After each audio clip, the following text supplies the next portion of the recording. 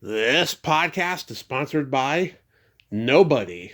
Hey dudes, welcome to Splat from the Past, the only 80s themed horror and sci-fi show where things can get totally radical. Now today, I will be welcoming back the beautiful, the lovely, the always amazing Katherine Wilson. Catherine, of course, has been for many years a locations manager based up in Oregon, and she did production association and so forth. And she's been an actress. I had her on 7 years ago for the 40th anniversary of Animal House, but now I'm going to have her on for the 50th anniversary of One Flew Over the Cuckoo's Nest, one of my favorite movies of all time. I've been lucky to have a few people on from it, but we're going to deep dive the movie and catch up a little bit. I remember last time she mentioned that she was going to be having an Animal House book come out, but I don't know what the status of that is, so I will find out. And it's going to be great to catch up with her. I just love her positive, free spirited energy, and she's such a lovely person. Now, we were supposed to do this on Monday, but she had to reschedule, and even though it was supposed to be the last episode of Autumn September, One Flew Over the Cuckoo's Nest is not a horror movie, but it's got a lot of horrific aspects to it. So this will be just perfect and just fine. So yeah, here is my new interview with Katherine Wilson.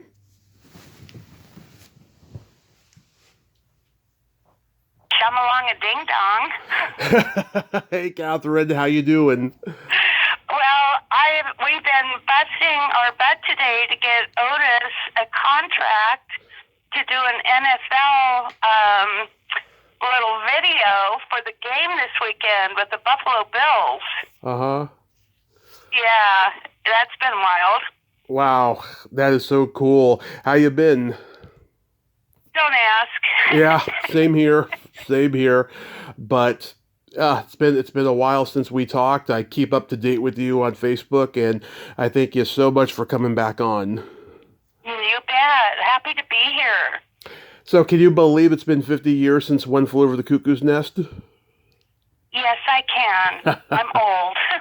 I think I was 22, 23. Uh-huh. It's an amazing story how that all happened. Yes, you told me last time, but please repeat that story because I think it's a fascinating story. Oh, well, why are we doing a show if I've already told you? Because we're doing a full deep dive context here. Ah.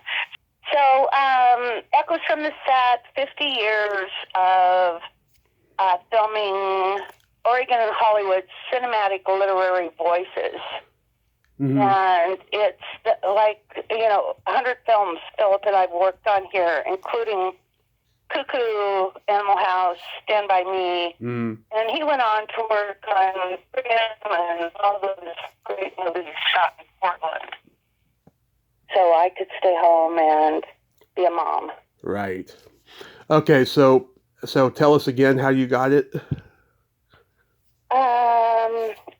I've learned more since I wrote the book. Okay. It turns out that my grandfather, who was a Danish farmer on my mom's side, and on my dad's side comes my indigeneity, that this Danish farmer was a brakeman for the General that was shot 100 years ago, next summer. And Wow. It was a Buster Keaton movie. And he really loved working on it. So I was in college, and I was really struggling because I really didn't want to be a school teacher. Yeah. I was a real visual storyteller. I was a poet, and academia was not my cup of tea, and especially I really didn't want to be like my mom and dad, who were school teachers on the Indian reservation I grew up. Mm-hmm. It just wasn't my bag. And I went and talked to my Danish grandpa, and I told him my heart, and I said, my first day on campus, these wild merry pranksters were filming there, and they had a 16-millimeter camera, Grandpa, and they put one in my hand and taught me how to tell my story. And I said, that is what I want to do. I am making more money doing that now. I was getting $25 an hour back when it was maybe $2 an hour for a job. And I was really suffering in school. And he said, film is a wonderful career to pursue. It is environmentally friendly. They come in from out of town with out-of-state money, and they drop it here. Then they leave again. We don't have to build roads. We don't have to build schools for that industry. They hire unemployed people and artists. He said, I think it's wonderful what you want to do. So I decided that, hey, that's what I wanted to do. And I ended up on a film by an amazing chain of circumstances called Cinderella Liberty. And it was with James Caan and Marcia Mason and Eli Wallach in Seattle in the summer of '73. Right. I love that movie. Oh, man. I got to be there. The whole Above the Line crew lived in a mansion on Queen Anne Hill. Yeah. And we had Sunday family dinners, and it was just amazing. But Thelma Zsigmond, the Academy Award-winning cinematographer, and Mark Rydell, the Academy Award-winning director for, I can't remember, On Golden Pond. Oh, yes, On Golden Pond. They flew me down to L.A. and took me to USC Film School to a meeting with, the dean, and got me a scholarship to go to film school in the fall of late summer of '73.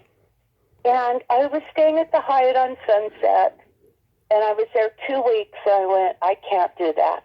I'm going to have to create my own film industry back in Oregon. I'm Indian. I have to live in the woods. Yeah. I don't have any coping skills for this town. So I came back and decided I was going to create Oregon's industry, and I started lobbying the governor's office, started lobbying the legislature to please not see Hollywood film as a foo-foo thing, but as a real industry. And I would take the yellow pages for the phone book with me, and I'd go, this is the financial economic impact of a movie in coming to Oregon. They use everything in this phone book. And they started listening to me, and the next thing I know, I was being asked by a governor to come and meet with his press agent, Ken Folks. And I wasn't sure why, but before that even happened, I got a call from the film commissioner going, I need your help. I really need you to do this. I need you to drive this woman named Judy up to the set of One Flew Over the Cuckoo's Nest, tomorrow. And I was on Kesey's bus. Wow. And I'd heard that they were having problems, that Kesey had quit the production. I knew they'd hired him to write a script. And he'd quit the production, and I didn't really want to do that. And he begged me to. He said he would owe me forever. Well, that's an offer you can't refuse. Right. So I drove her up there. And what I found out was that I was being interviewed without knowing it to be the replacement for the film commissioner who had been 86th from the set for telling Jack Nicholson that he thought he was smoking pot in the night house. Okay, don't call it that. In the Oregon State Mental Asylum. Right. And Jack turned and said, "What, are you nuts?" Yeah. And so the film commissioner had been 86. He didn't tell me that. So the next thing I know, the governor has got Michael Douglas and Milos Forman and Jack Nicholson over for dinner, and he asked them if I would make a great replacement. They didn't even talk to me. They were doing this all without my knowledge. Next thing I know, I'm the Oregon governor's liaison to the set. And, oh my God, it was the most incredible experience. Yeah, I Milos thought... Forman, a poetic cinema filmmaker. The whole thing, Yeah. Kesey's indigenous. Kesey wrote in metaphor. Kesey talked in metaphor. It's poetic cinema. It's poetic speaking. Yeah. It's, it's not, European. It's got that's why my book goes into literary theory about Oregon's cinematic literary voice being, bicultural.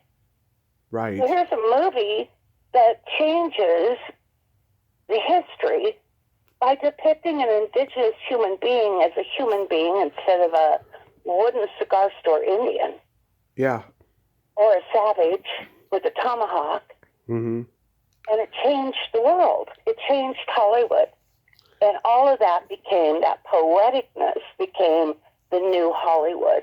And you got things like The Graduate and all these films coming out. Easy Rider. Bonnie and Clyde. Yeah. Yeah. All these classics. Yeah, Ken Kesey, I heard him say in an interview, when he was writing the book, he wanted to do another Cabinet of Dr. Kilgary. That was his focus for the story. And when it came down to doing the movie, Nicholson and Douglas and all of them, they didn't want to do the Cabinet of Dr. Kilgary. They wanted to do Cool Hand Luke is what they wanted to do. And that was that's funny. That was pretty much what they did, and it's still a fantastic movie. It's got the guy stuff, it's got the poetry of the book, it's got a lot of less is more. So many characters and plot points were eliminated for the movie from the book, like the doctor, it was Dr. Dean Brooks's character. Like, he was a drug addict in the book, and there was a guy. There was another guy who stuttered in the book who said fucker or whatever. There was all these things. There was like more exploring of Seafelt and Fredrickson being epileptics and stuff. And I think less is more, and I think it turned out to be a fantastic movie. And it's Dr. Spivey is Dr. Dean Brooks's name. Yes, right. And you're right. What I write about in my book is that, it was a seminal year, 1962, when Kesey published the book, February 4th. Mm-hmm. Something happened, and all of a sudden, like, even John Ford and Howard Hawks were starting to make movies, like the one with James Stewart. Oh, gosh, it was... I can't remember it right now, but you could tell this film that came out in around 1962 with James Stewart in it became a funeral for the old Western. Oh, funeral for the old John Wayne Western. The man who shot Liberty Valance. You know it. Yep. Thank you. So in that film, if you unpack it, it's a funeral for the Old Western, and the Old Western is on this archetypal hero's journey. Right.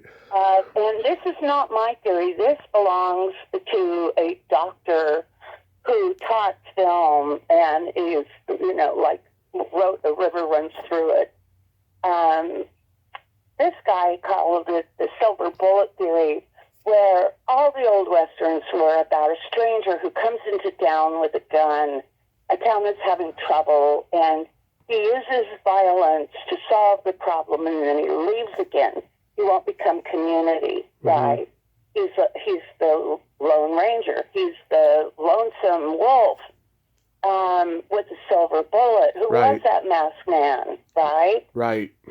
What happened in 1962 with the film that you just mentioned is that story did not play out. It created a pathway for the new Hollywood and the new John Wayne of the new Western in the new Hollywood was Jack Nicholson. Mm-hmm. Yeah. I mean, God, I can't imagine Gene Hackman, Marlon Brando, Burt Reynolds in that role as McMurphy. Jack Nicholson is McMurphy. He's Irish. He's just perfect for that role.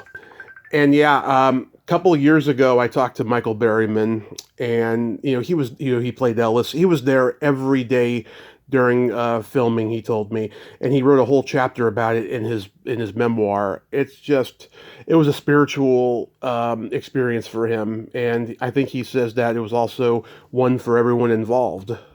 It was. When I first showed up, walking into that building, it was like an acid trip because the walls, they were 100 years old. They'd used Lysol on that 100-year-old paint, and so the walls looked like they were moving, like they were actually dripping. Yeah. It was so creepy, and this institutional green. And I was told by the production office to go, the crew was going to break for lunch and to go to the lunchroom. Well, I went to the lunchroom, and we were the first ones there, so we went and got lunch, and we sat down. And then all these great-looking extras started showing up. Well, they weren't just extras. They were also inmates. Right. And up runs the DP.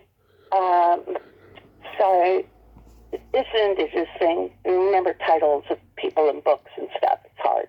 But he told me that they would kill each other over their seat, and I and my friends needed to come back and sit with him. Mm-hmm. And we did. You have to be really careful in there. Not long after I was there, an inmate decided to fly out the window like a cuckoo. Yeah. And injured himself. And they had the window unlocked to put a cable in. They were filming upstairs. So it was, but watching Milos and the energy in the room, I don't know if you've heard this, but he would play music before he would say action. I'm sure, He wanted everybody to get into the rhythm together. What he did as a director, and I wrote a whole chapter about him in my book, mm-hmm. He's a Czechoslovakian subterfuge artist, is what he was. He would make a film that seemed to be about one thing, but was really, it was like times like these, it was really resistance to the occupation of Czechoslovakia by Russia.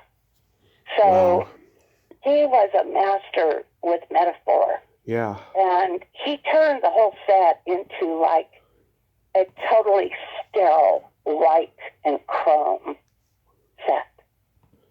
It was just amazing to watch him and those guys work. He's one of the greats, yeah. And, I was 7. The first time I saw this movie, my dad rented it when my mom wasn't home, and we watched it, and I didn't see it again for 3 years. And when I saw it again, I remembered every line of dialogue and every scene. It's one of those movies that just stays with you forever, and that's why it's one of my favorite movies of all time. It's just, oh my God, a masterpiece. And I saw Brad Dourif on a podcast recently talking about the movie, and he gave anecdotes like he said Sidney Lassick really was Jeswick. He got on everyone's nerves. Did you see that? Actor, what a pro. Yeah, did you see that a lot? Did just him acting like Jeswick? No, I can't remember that. Mm-hmm. But then again, I had Jack Nicholson doing strange things to me. Oh yeah. Kind of occupied. Oh, he did. I know. There's a picture of him on set, like pinching his nipples behind Louis Fletcher with his shirt off. Yeah, that's Jack. Yeah. And this is what he did to me. Mm-hmm. So that first day, we were then led from the lunchroom into the waiting room for the scene where Jack gets electrocuted inside, yeah, like a doctor's office. Mm-hmm. And there was a waiting room with like 30 metal chairs, kind of in a half moon. So I was sitting there with this woman. I drove up there, and they would roll Jack in on a gurney and take his shoes off before they roll him in. Mm-hmm. And so they go and do the scene. Now, Jack, I had to have at least 16 takes. Yeah. Even though Milos was like us poetics and the filmmakers was like the first time's all you get, right? Print.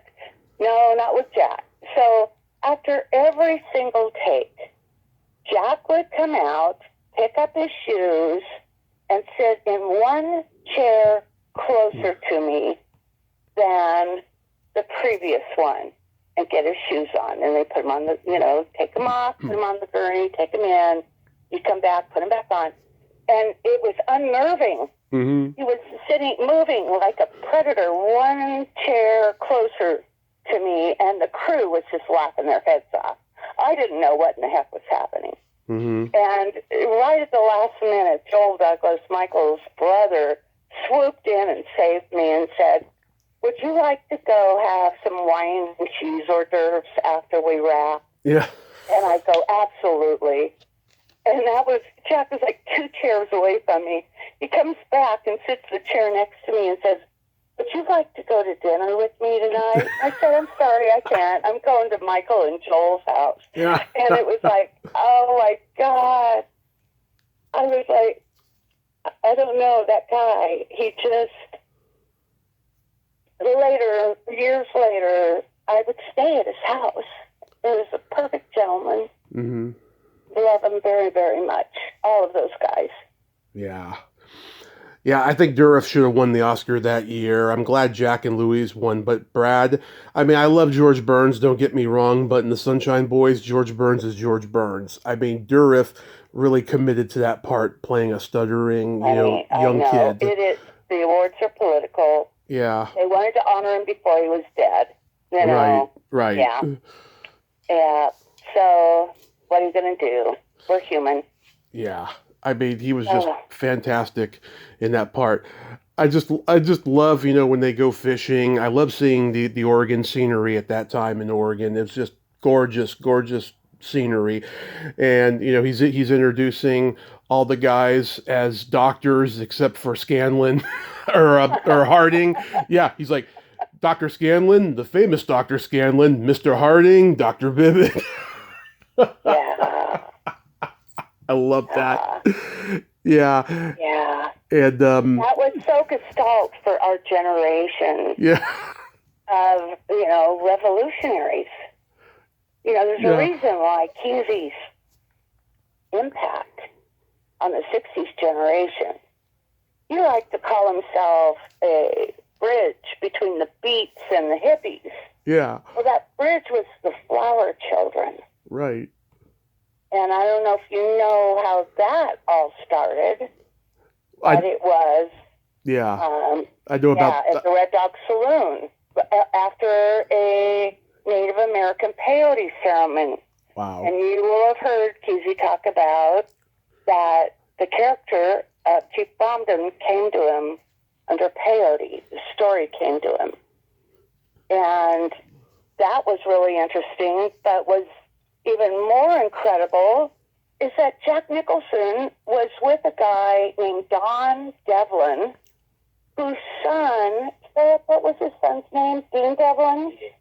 Probably. Electric Entertainment in Portland. Mm-hmm. Don Devlin and Jack wanted to make art films in America because they were huge fans of the European New Waves, the German New Wave, the Soviet montage, all of these different European, guess what, poetic cinema filmmakers, right? Mm-hmm. Yeah. Taking it into an art level. And he read this book called One Flew Over the Cuckoo's Nest and actually drove up to see Kesey trying to option it. Mm-hmm. That Ken had already optioned it in Galley Form to Kirk Douglas. Yeah. It was even published. Oh, yeah, I know that story. He did on Broadway. It was a flop, but Gene Wilder was in it, and, oh, God, another famous guy. I can't think of it offhand, but it wasn't until Berkeley did it in the early 70s, and then Broadway tried it again, and Danny DeVito was in that production on Broadway, and, everything was starting to come together for the movie then. It took 12 years, and Michael told me that nobody in Hollywood wanted to make a movie about crazy people.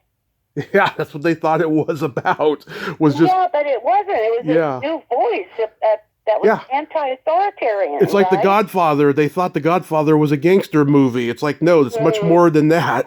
Well, look at Midnight Express. What was the one with Dustin Hoffman? Oh, Cowboy. Midnight Cowboy. Yeah. X-rated film that won an Oscar. Right. This is this whole new Hollywood I'm talking about. So here was Jack Nicholson up in Oregon looking for this voice, this poetic cinema voice that Kesey had. Mm-hmm. And he ended up buying the rights to another Oregon author who wrote about Oregon's mountain men and Indian people way back in the 1800s.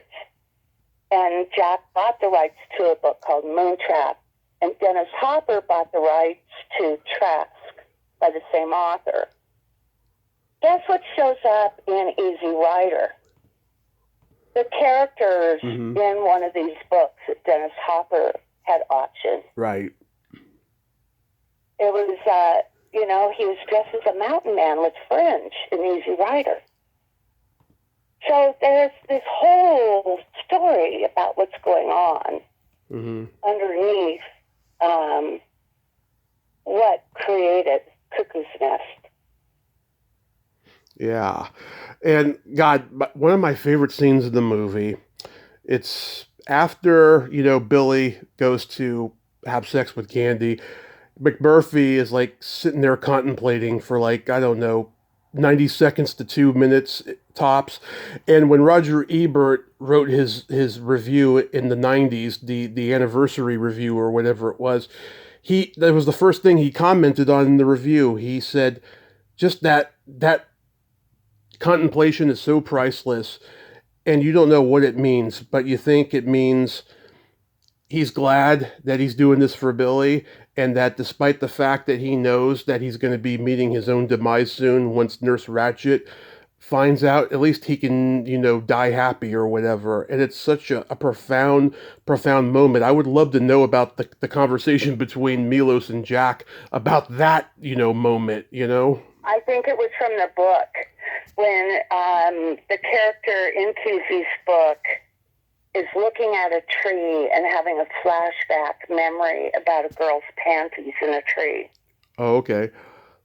Yeah, and it's dark. My professors at the U of O claim that Cuckoo's Nest is like a Christian allegory. Jack is Jesus nailed up on the cross. Right? Yeah. For trying to set people free. That makes sense. And yeah. I don't, because, maybe, but knowing Ken, I think he always would say the truth will set you free. Yeah. And he was a truth teller. Right. And that made him an outlaw. Yeah. That's a good way of looking at it, if that was the case. But yeah, I totally get it and stuff. Yeah, I mean, I've talked to Berryman, like I said. I've talked to Muse Small. It's funny, I'd love to talk to Mimi Sarkisian, who played Nurse Bilbo. She did a podcast a couple of years ago, and I messaged the guy who hosted it, and he never got back to me. And then I found Lan Fenders. She was the Asian nurse during the electrocution scene. She's on Facebook, but she never goes on. So, yeah, no, I understand. William Redfield as Harding was so brilliant in the movie, and he got diagnosed with leukemia during filming. Oh my God, I didn't know that. Yeah, that was another. I am really impressed, Tommy, about the work that you've done, and what I can give you anecdotes about every movie I love. I tell you, oh my gosh. Well, then I need to call you back and interview you. I've been interviewed on a lot of podcasts, trust me. I'm putting on a anniversary screening. And it's not it's the 50th anniversary of Cuckoo's Nest, yes. Yeah. But it's more than that. It's the 50th anniversary of the premiere that I got to attend for the inmates. It changed my life. I can imagine. I mean, when you see the lack of humanity and humanity simultaneously in the same institution, I mean, it has to change your life. What changed my life was that, where I came from, Mm-hmm. I really never thought I would amount to anything. And I tell everybody I started at the top on Cuckoo's Nest and worked my way down to student films, right? Mm-hmm. Yeah. But what happened is Michael wanted to do a fundraiser for the Oregon Mental Health Association. Mm-hmm. And he did I don't remember where the big premiere was in Hollywood, but he came to Portland and raised a bunch of money. And there was all this flack about the movie, and people were mad at Dr. Dean Brooks for letting him film in there. It was all this tutu shit. Yeah. Anyway, but the real premiere for Oregon was the next day, and I rode in a limo down to Salem between Jack and Michael to the Elsinore Theater. Yeah. And the governor was there, but nobody else but the governor and the inmates. Wow. The staff. Wow. And the inmates. And they were so nervous. It meant so much to them. We were all pacing in the lobby, and when the movie was over, there was absolute dead silence, and they just about had a heart attack. Wow. 5 minutes later, a guy comes out as a spokesperson for them and tells them that they were so moved, they were speechless, that finally somebody understood that they were human beings. Right. And portrayed them in a beautiful way. That probably was one of the highlights of my life, to be there for that with those guys. Felt so honored to be invited. Here's another anecdote Brad Dourif said. He said Will Sampson, the chief, he had been in prison when he was young, and so he kind of drew from that, and that's why he played the chief so good. No doubt. Well, honey, the Indians have been in prison since the white man first came to this country. Yeah. Call it a concentration camp. They call it a reservation. Yeah. Yeah. It's awful. It's white supremacy versus human beings is what it is. Yeah, it's like slavery, sadly. Yeah, Jim Crow. Indigenous people. So at this premiere of mine, what I want to do is I have some University of Oregon native professor friends that I want to do a panel on the sea change of Hollywood representation of the American Indian that happened like a cleave through history because of this film, and to celebrate that.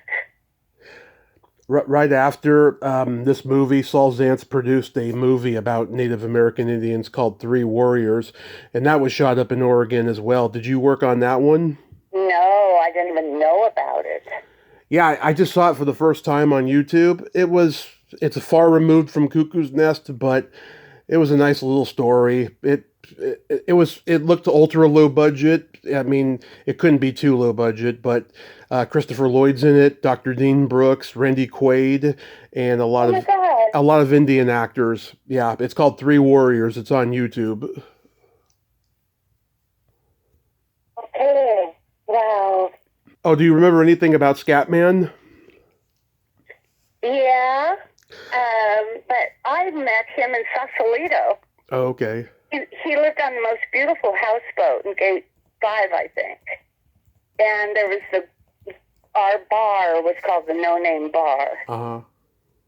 And he would sit by the telephone, one of those hanging payphones. Mm-hmm. And calls would come in for him at a certain time of day. And I needed to use the payphone, and he was like commander, and he was teasing me, Yeah. But he wasn't there the days that I was there. Okay. I was up there like once a week. And they shot a lot of different scenes. So that I sure loved him. He was so great. Oh, yeah. And Jack really gave him a career comeback. He casted him in 3 movies, and he was in so many movies, from the time of the early 70s till his death. And God, he was great. And everything he did, he was great. I saw Defula finally on YouTube. It reminded me of like Andy Warhol's experimental films, very subversive, underground, ahead of its time, and it was interesting, and you looked cute in it, I have to say. Yeah, that was the year before Cuckoo. Yeah. Year before Cuckoo and the year after Cinderella Liberty. And you did the makeup for it too, you told me. Yeah, and the hair. And I got the costumes from Helen's costume shop. And I did continuity, script super work. Yeah. it was pretty interesting.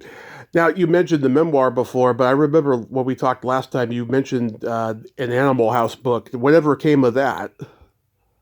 I still have it. We're making a new version for the 50th. Oh, okay. Okay. Yeah, because I was like curious. I was like, whatever happened to that? I hope she didn't run into any legal trouble or nothing. No, not at all. I have a very good copyright lawyer. Good, good. Have you talked to Eliza lately? He was up here on the 2018 for our 40th, and I'm hoping to see her again for the 50th. Yeah, I've had her on here twice since you and I talked last. She brought Eric with her the second time, and that completely threw me for a loop because I had no questions for Eric, and I came up with a couple good questions for him while I was talking to Eliza, and it turned out fine. It was a pandemic interview, everyone was just a little crazy during that period, but I've talked to her, I've talked to Maida, I've talked to Mark Metcalf.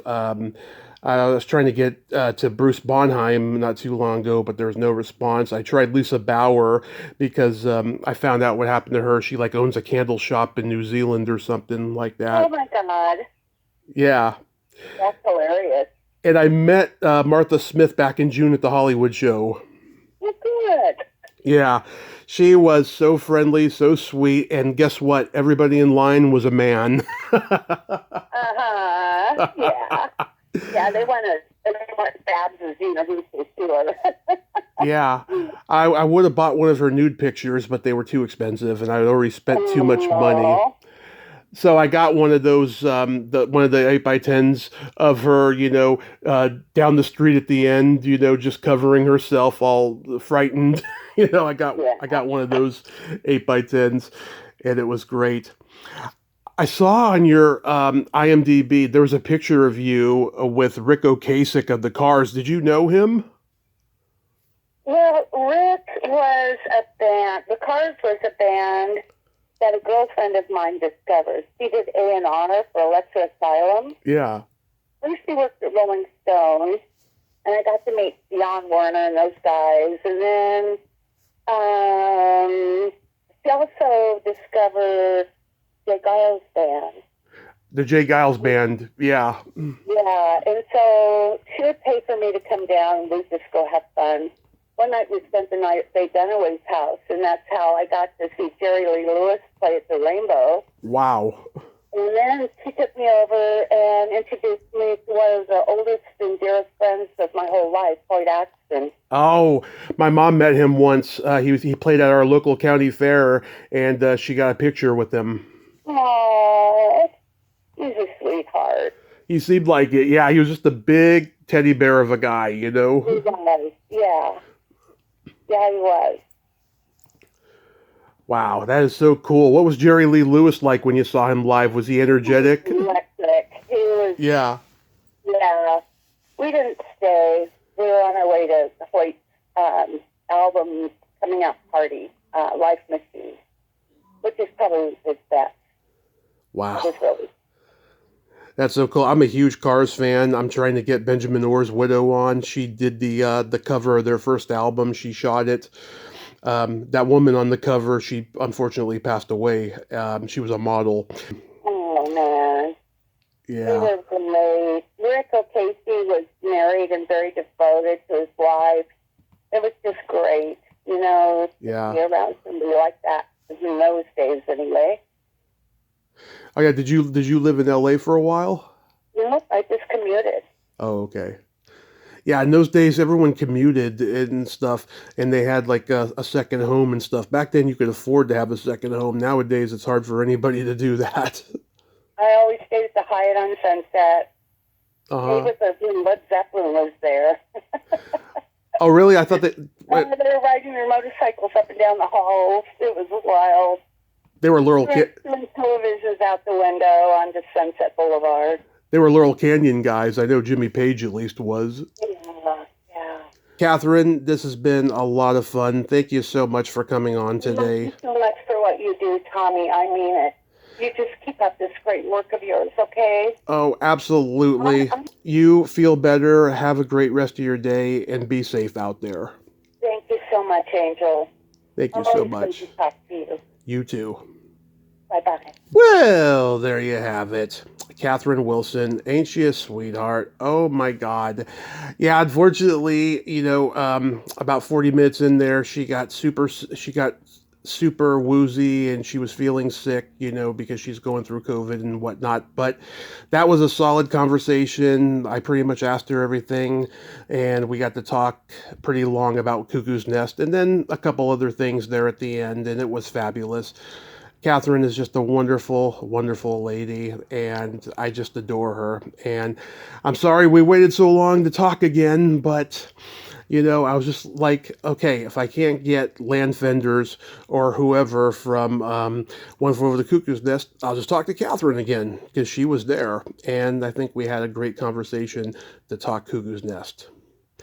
Well, until next time, this is Tommy Throwback Kovac saying, there's no shame in living in the past because the present sucks. Later, dudes.